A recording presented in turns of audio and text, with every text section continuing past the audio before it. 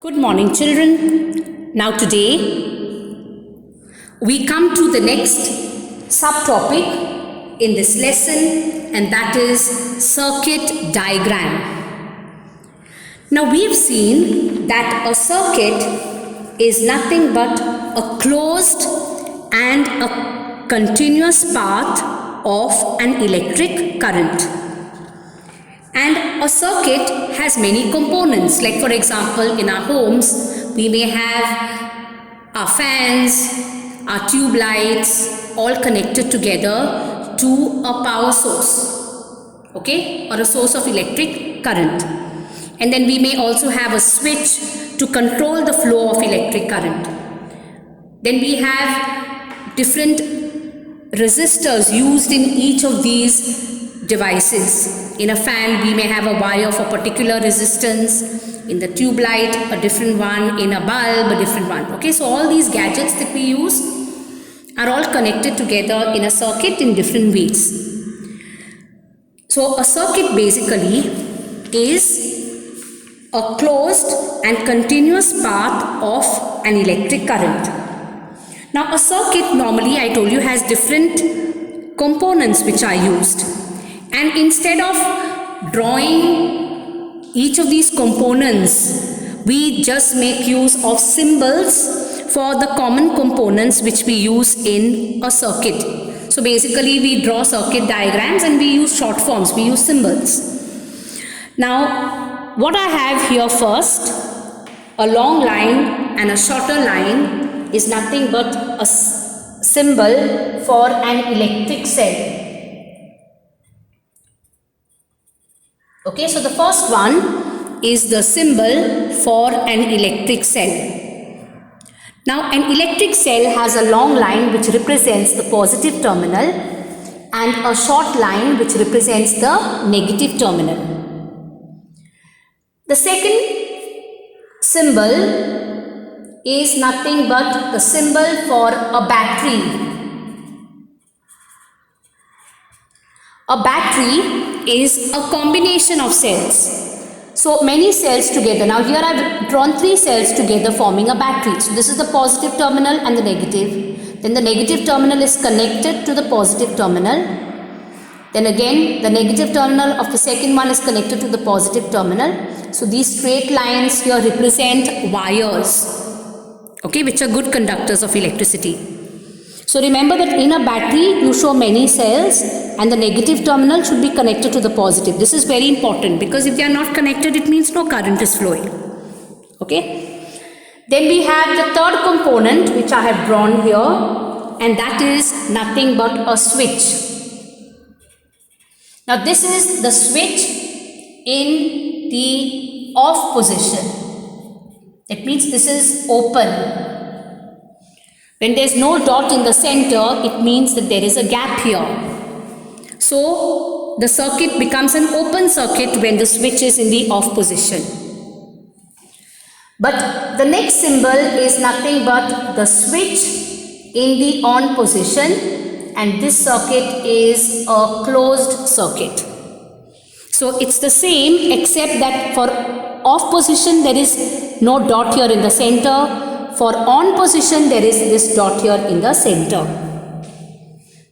Is that clear? The next one is a wire joint. These straight lines are wires, and when there is a dot like this, it means that all these three wires are connected together at that point. So it's a wire joint. This sixth symbol is of a wire crossing over without joining. This is wire crossing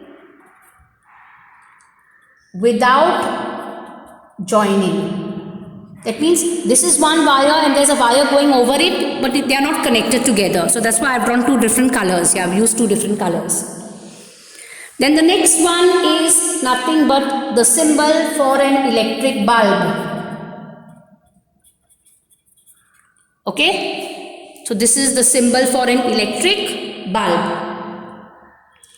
Then the next, here that you can see, this straight line with these zigzag lines here are nothing but a variable resistance. We will be studying about resistance later. So basically each wire, each substance has a different resistance. When they have high resistance, they draw less current. A wire with low resistance will draw more current. So variable resistance means you can change the resistance without changing the voltage source. It's also called a rheostat. Like for example, in our electric fans, we make use of those regulators. So that regulator has a rheostat, it has variable resistance. By just turning it, you can change the resistance. So you can make more current to flow, you can draw less current. Okay, so like that you can increase and decrease the speed of the fan. So that's called a variable resistance. Then the next one is a resistance. Okay, so here the resistance is fixed. You cannot change the resistance. So how much current it draws each time, it will draw the same amount. But in this case, you can change the amount of current. Like for example, the filament in a bulb has a particular resistance. It's fixed. How much current it draws, it will draw. But in case of the regulator of a fan, you can change the current each time. So you can make the fan increase its speed, decrease the speed. And then you have the next one, which is an ammeter. An ammeter, I told you, is a device which measures the current flowing through the circuit, and it is connected in series. And the last one is the voltmeter. Voltmeter is a device which measures the potential difference, and it is always connected in parallel across 2 points between which the potential difference is to be measured. Okay, so these are all the symbols that you have to know of various components in an electric circuit. So remember, a circuit is a continuous and closed path of an electric current. We draw circuits using symbols, and these are the different symbols that we use. So for wires, we just show them like this with straight lines. For a cell, it's a long line and a short line.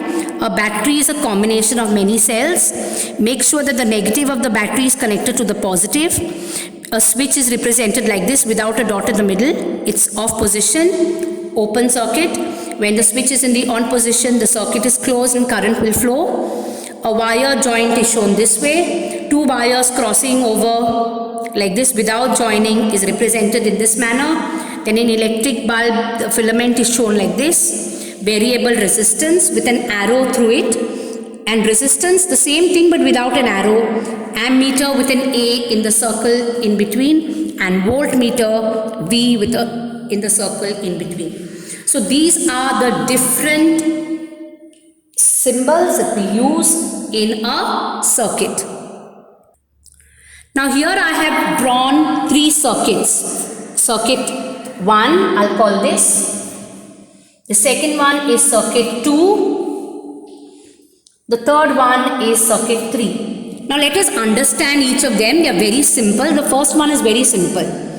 Now in a circuit here, we have these long and short lines which are nothing but the battery, which is the battery.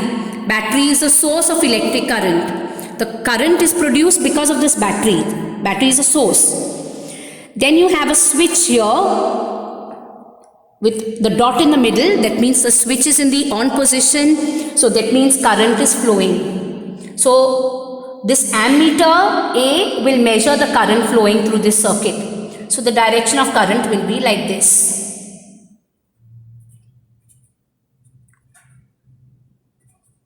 Is that clear? So this is the way current will flow from the positive terminal. Conventionally it's shown. So this is the battery, this is the switch in the on position, this is the ammeter, and voltmeters connected in parallel. It is an additional device connected. So this voltmeter will measure the potential difference between these 2 points here. And this thing which you see with zigzag lines is the resistor. So that resistor will draw a certain amount of current. When the resistance is high, the current is less. When the resistance is low, current will be more. You will be learning about resistance in detail in the next subtopic. Now, so this is a circuit. Now always remember that the negative of the ammeter is connected to the negative of the battery. If you put the ammeter on this side, then the positive of the ammeter should be with the positive of the battery. And voltmeter is connected like this, like an additional device. Okay, so the positive of the voltmeter with the positive of the battery, same way. Have you followed this? Now we come to the next circuit. Now here also the switch is in the on position. Here we have 3 resistors, A, B and C. And all these resistors are connected end to end. The end of this resistor to the end of the next one, this one to the next one. So they are all connected end to end. So instead of using one resistor here 3 different resistors are used. The rest is all the same. Now when these resistors are connected like this, end to end in series, it is seen that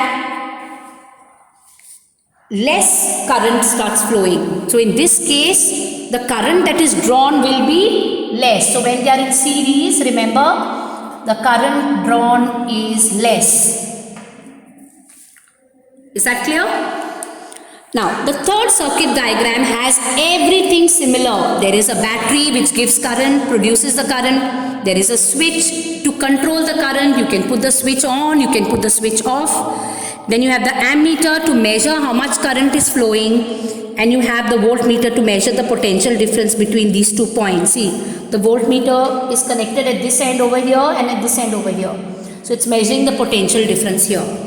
Now the only difference here is that here there are 3 resistors, but these 3 resistors are connected in parallel, like this, one above the other. So the end of this second resistor and third resistor together connected to one point. The end of this first resistor, second resistor and third resistor connected to another point. So here we have only one resistor in the first circuit diagram.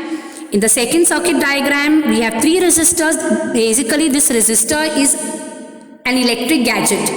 Here we have 3 gadgets. All 3 gadgets are connected in series. So, remember that the current flowing when they are connected in series is less. And in this case, all these 3 resistors are connected in parallel. They are all connected between 2 common points like this. Okay, so this type of a connection of resistors is called a parallel connection, and when the resistors are connected in parallel, the current that is drawn is more. So the amount of current flowing through each of them is different here, while here the same current flows. Is that clear? So these are the basic things that you have to know before moving on to the next subtopic, which is Ohm's law, which you have to understand very well. Okay, so remember that a circuit is nothing but a closed and continuous path of electric current. So all 3 circuits these are. And in a circuit we use different symbols. So these are already symbols which are drawn. You need to learn them very well because you will have to draw electric circuits.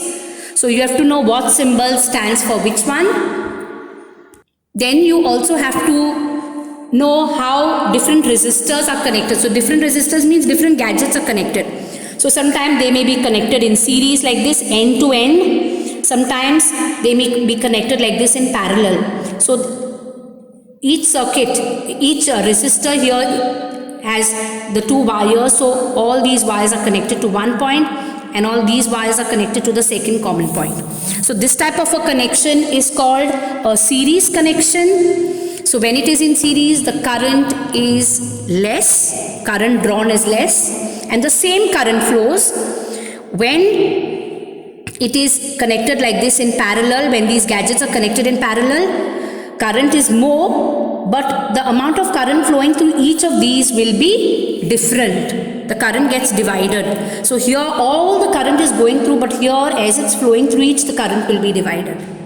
So this you will learn in detail later, but you need to understand this for understanding Ohm's law, which is very important, and we will be doing that next time.